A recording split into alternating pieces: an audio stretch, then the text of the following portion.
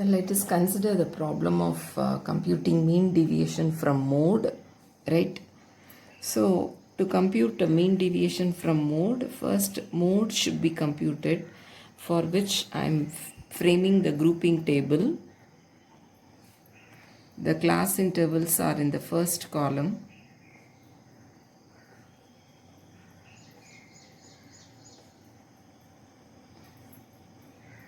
The frequency is identified as the first column, okay?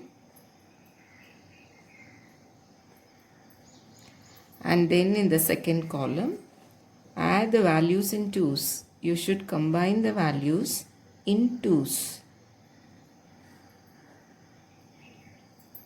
In the third column, leave the first value and group the values in twos. In the fourth column, group the values in threes. Grouping the values in twos should be done for 2 times, right? Now group the values in threes.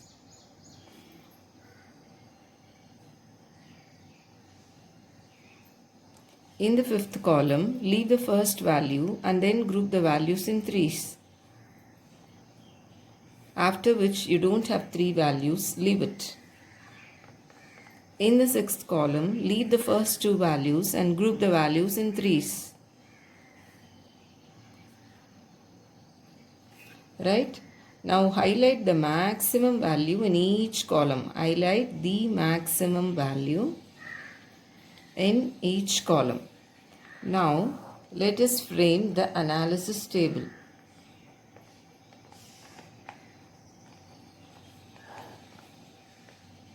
Write the class intervals in the topmost row and column number in the leftmost column.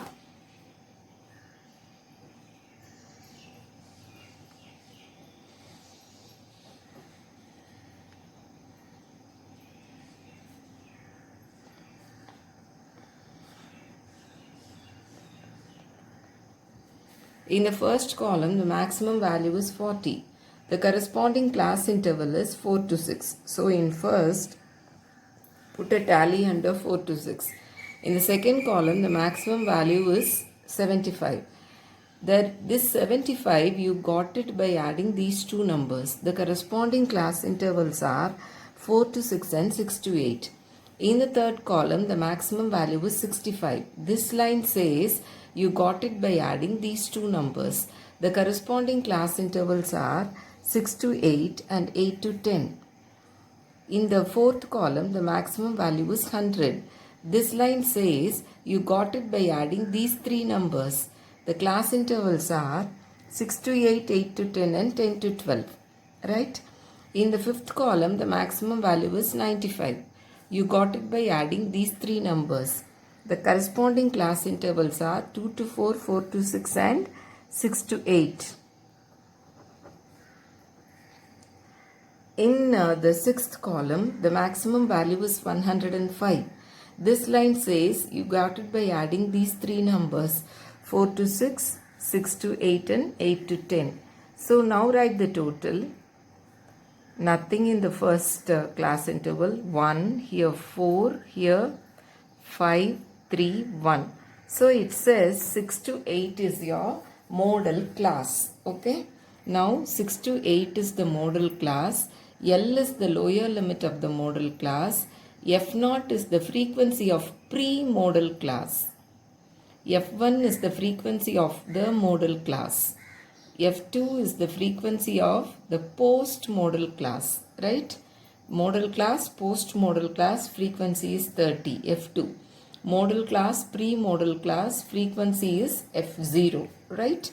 Now you compute delta 1, modulus of F1 minus F0, that is F1 minus 40. Even if it is negative, you are going to take it as positive. So delta 2 is modulus of F1 minus F2. That is 35 minus 30, it is 5, right? So, mode is equal to L plus delta 1 by delta 1 plus delta 2 into I.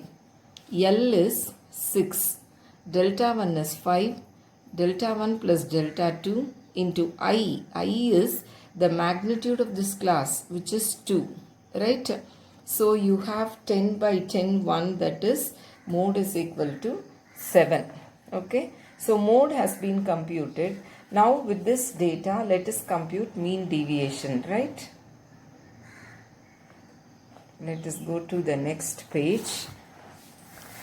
I am going to have the class interval in the first column, 0 to 2, 2 to 4, 4 to 6, 6 to 8, 8 to 10, 10 to 12. Frequencies are 15, 20, 40, 35, 30, 35. Now I should compute the midpoint. Okay. Lower limit plus upper limit by 2, 1, 3, 5, 7, 9, 11.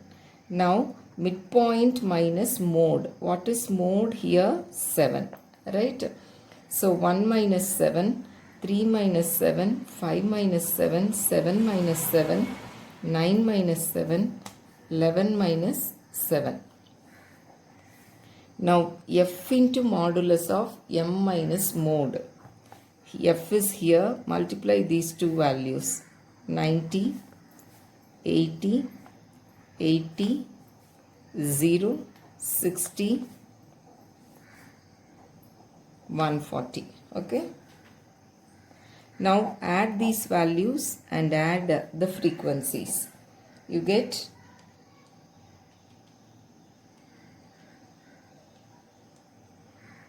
450,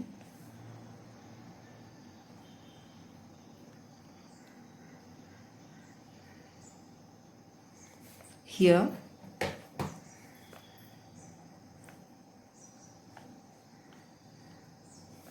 175.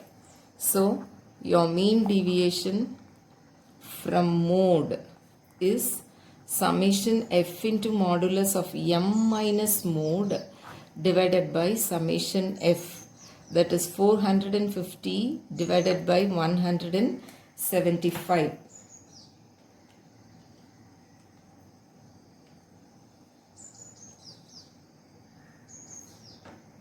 .57, and your coefficient of mean deviation is mean deviation divided by mode, that is 2.57 divided by 7, 0.37. Fine. So this is how you compute mean deviation from mode for a continuous series, right? Thank you.